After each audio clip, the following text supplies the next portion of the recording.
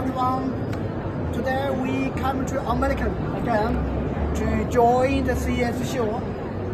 So fix our standing, our exhibition room. So we make the rapid prototyping and injection molding. So you see, from 1 piece to 500 pieces, we have one way to make them. First is sinking machine and silicon mold.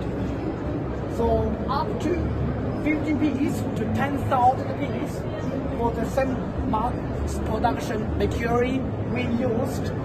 No wire production. We leave the soft tooling. So we also do the sales series production molding for the customer.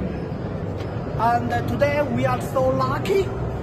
My customer have give us a big help, robot machine for the show. So this is all reliable customer and reliable team to do this way.